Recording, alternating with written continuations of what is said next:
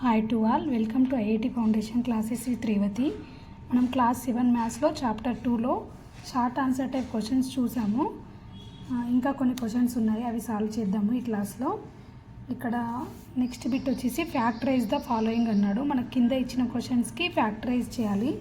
First వచ్చేసి divide చేయమంటున్నాడు. First క్వశ్చన్లో x² + 6x + 8 by x + 2 and find quotient అంటున్నాడు. ఇక్కడ మనము దీన్ని ఫస్ట్ లాంగ్ డివిజన్ మెథడ్ లాగా చేద్దాము ఈ ప్రాబ్లమ్ని. ఫస్ట్ మనం ఇక్కడ డిసెండింగ్ ఆర్డర్లో ఉందా లేదా చూసుకుందాము. ఇక్కడ ఇచ్చిన మనకి పాలినామియల్ ఇక్కడ ఇది వచ్చేసి x² 6x + 8 హై టు లో, సో ఇది డిసెండింగ్ ఆర్డర్లోనే ఉంది. ఇది ఇక్కడ x + 2 ఇది కూడా డిసెండింగ్ ఆర్డరే. సో ఇక్కడ నేను ఇక్కడ డివిజన్ని ఇక్కడ రాసుకుంటున్నాను. Next dividend. ఫస్ట్ మనం x + 2ని దేంతో చేస్తాం మనము, ఇక్కడ x కదా ఫస్ట్ టర్మ్, ఈ టర్మ్ ఈ రెండు చెక్ ఇందులో ఫస్ట్ టర్మ్ ఇందులో ఫస్ట్ టర్మ్ చెక్ చేసుకోవాలి మనము. సో ఇక్కడ మన కోషెంట్ ఏమవుతుంది, ఇక్కడ మనము దేంతో ప్రొడక్ట్ చేస్తే x² వస్తుందో చూసుకోవాలి. x ఇంటూ x చేసినప్పుడు వస్తుంది కదా మనకి. సో x ఇంటూ x ఏమవుతుంది, x² + 2తో కూడా చేద్దాము. 2 into x + 2x. Next step ఏంటి, మనం సబ్ట్రాక్ట్ చేయాలి. So minus minus. నెక్స్ట్ ఇక్కడ ఈ రెండు క్యాన్సిల్ అయిపోతాయి. 6x - 2x ఏమవుతుంది మనకి 4x. సో ఇక్కడ +8 రాసుకుందాము.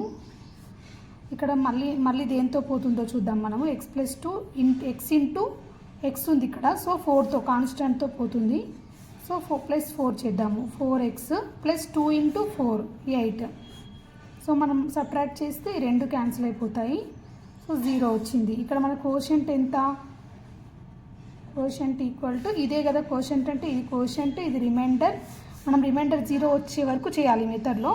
సో ఇది రిమైండర్ వచ్చింది, ఇది డివిజర్ కదా. సో కోషెంట్ ఎంత, మనకు ఆన్సర్ వచ్చేసి కోషెంటే కదా, x + 4 అనేది ఆన్సర్ అవుతుంది దీనికి. నెక్స్ట్ క్వశ్చన్ చూడండి. Factorise x⁴ + 5⁴ - 2x² y². Factorise అంటే ఏంటంటే మనం ఇక్కడ ఫ్యాక్టర్స్ ఫైండ్ అవుట్ చేయాలన్నమాట. ఇచ్చిన పాలినామియల్కి మనము నెంబర్స్కి అయితే ఫ్యాక్టర్స్ ఫైండ్ అవుట్ చేయడానికి మనం కొన్ని మెథడ్స్ యూజ్ చేస్తాం కదా. ప్రైమ్ ఫ్యాక్టరైజేషన్ మెథడ్, లేదంటే మల్టిపుల్స్ రాస్తాం ఆ నెంబర్కి ఏమేమి ఉన్నాయని. అలానే ఇందులో కూడా మనము ఫస్ట్ ఇక్కడ ఇచ్చిన పాలినామియల్ అనేది మనకి ఏదైనా ఐడెంటిటీ రూల్ ప్రకారం డివైడ్ అవుతుందో లేదో చూద్దాము ఒకసారి. ఇక్కడ మనకు చూడండి, ఇది x⁴ ఉంది, y⁴ ఉంది, నెక్స్ట్ -2x² y² అని ఉంది.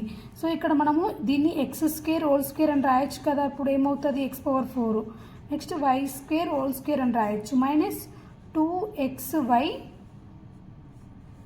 x² y². ఇక్కడ చూడండి, ఇప్పుడు ఇది a అనుకుందాం మనము. a² ఇది b అనుకుంటే b² -2ab లానే ఉంది కదా మనకి ఇచ్చినది పాలినామియల్. a² అంటే ఏంటి, ఇక్కడ a = x² అన్నమాట. ఇందులో a = x², b = y². So మనకి సేమ్ ఇక్కడ మనం సింప్లిఫై చేస్తే సేమ్ అలానే వచ్చింది కదా మనకి. a² + b² -2ab = ఏంటిది మనకి a - b². సో ఇక్కడ నేను a = ఏంటి x², b = y², a - b² కాబట్టి ఇక్కడ x² - y² అవుతుంది. ఇప్పుడు మనం ఒకసారి కిందట ఇది చూడండి, ఇక్కడ బేస్ x² - y²ని ఏమని రాయొచ్చు మనము, x + y into x - y లాగా రాసుకోవచ్చు కదా. దీన్ని కూడా ఐడెంటిటీ రూల్ ప్రకారం a² - b² = a + b into a - b. So దానిలాగా రాసుకుందాము. అప్పుడు ఏమవుతుంది, ఇది x + y into x - y² అవుతుంది. దీన్ని ఏమని రాసుకోవచ్చు, x + y², x - y² అనేవి దీనికి ఫ్యాక్టర్స్ అవుతాయి అన్నమాట. నెక్స్ట్ క్వశ్చన్ చూడండి. ఇక్కడ simplify x⁴ - y⁴ divided by x² + y² అని ఇచ్చాడు. ఇది కూడా మనకి చూడండి పైన టర్మ్ న్యూమరేటర్లోది x² అని రాసుకోవచ్చు కదా. దీన్ని y⁴ని కూడా y² అని రాసుకోవచ్చు. అప్పుడు మనకి ఏమవుతుంది, ఒకసారి న్యూమరేటర్ అబ్జర్వ్ చేయండి. న్యూమరేటర్ మనకు a² - b² లాగా ఉంది కదా. a² - b² ఉంటే ఏం చేస్తాం మనం, a + b into a - b లాగా రాసుకుంటాం కదా. సేమ్ అలానే x² + y² into x² - y² divided by x² + y². అప్పుడు ఈ x² + y², x² + y² cancel అయిపోతుంది. సో మనకి ఇక్కడ ఆన్సర్ ఏమొచ్చింది, x square minus y square is the answer అన్నమాట. ఫస్ట్ మనం ఇచ్చిన పాలినామియల్ని ఒకసారి అబ్జర్వ్ చేయండి మీరు. మనకి ఐడెంటిటీ రూల్ ప్రకారం దేనిలాగానైనా వస్తుందా లేదా అని చెక్ చేసుకొని అలా రాసుకోండి, అప్పుడు మనకి ఈజీగా చేయొచ్చు అనమాట. ఇక్కడ వచ్చేసి factorize A cube minus 3b square plus 3a square minus ab square. ఇక్కడ మనకి ఏంటంటే కొన్ని స్టెప్స్ ఇచ్చాడు ఈ ప్రాబ్లం సాల్వ్ చేయడానికి. మనకి ఫోర్ స్టెప్స్ ఇచ్చాడు. వీటిని మనము కరెక్ట్ ఆర్డర్లో పెట్టాలన్నమాట. ఇక్కడ ఇచ్చిన మనకు అంటే ఆన్సర్ ఇందులోనే ఇచ్చారు. మనము చూసి ఇక్కడ ఫస్ట్ ఏ స్టెప్ తర్వాత ఏ స్టెప్ వస్తుందని చెక్ చేసి మనం ఇక్కడ ఆన్సర్ పెట్టాలి. చూడండి ఇక్కడ ఫస్ట్ వచ్చేసి మనకి ఇచ్చినది ఇది ఫ్యాక్టరైజ్ చేయమంటున్నాడు. అంటే ఫస్ట్ మనం ఏం చేయాలి, ఇక్కడ A cube minus 3b square plus 3a square minus ab square. So ఇక్కడ వీటన్నిటిలో మనం ఏం చేద్దామంటే ఫస్ట్ రీఅరేంజ్ చేయాలి టర్మ్స్ అన్నిటిని.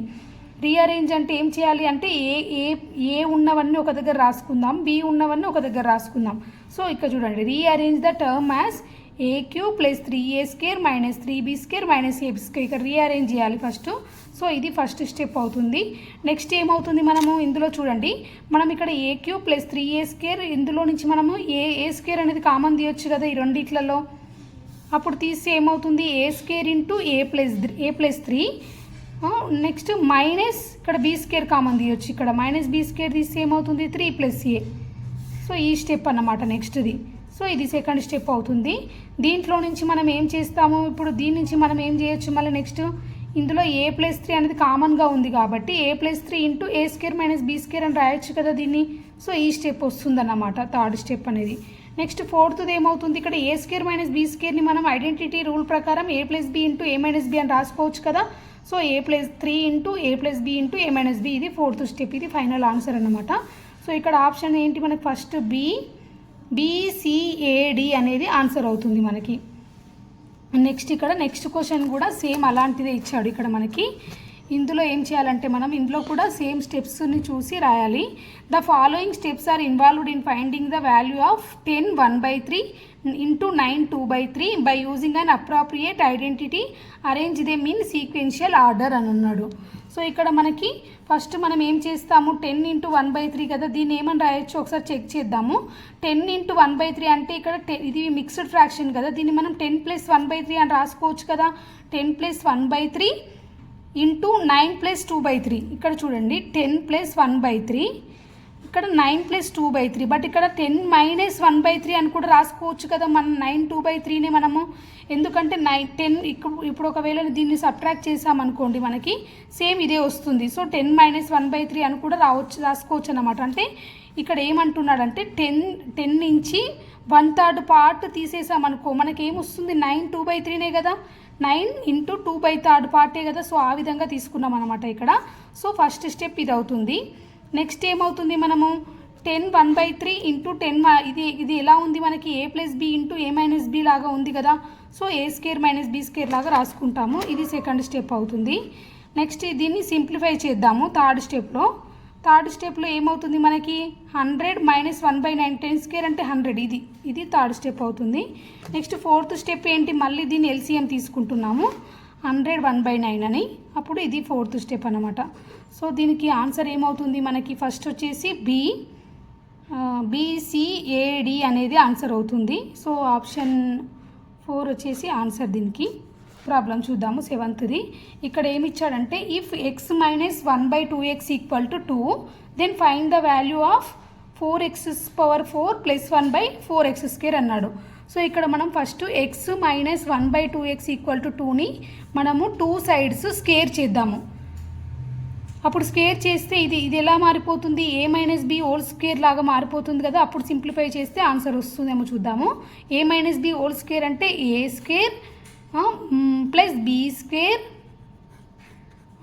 Minus 2 into ab. a అంటే x, b అంటే 1/2x ఈక్వల్ టు 4. ఇప్పుడు ఇక్కడ x స్క్వేర్ ప్లస్ 1/2x అంటే 1/4x స్క్వేరే కదా, దీనికి స్క్వేర్ చేస్తే. నెక్స్ట్ ఇది 2 క్యాన్సిల్ అయిపోతుంది, x క్యాన్సిల్ అయిపోతుంది మొత్తం. సో -1 వచ్చింది ఈక్వల్ టు 4.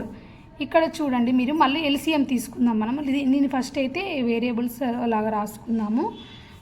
ఇది ఇక్కడికి వచ్చేసి ఏమవుతుంది 4 + 1 కదా 5 అయింది.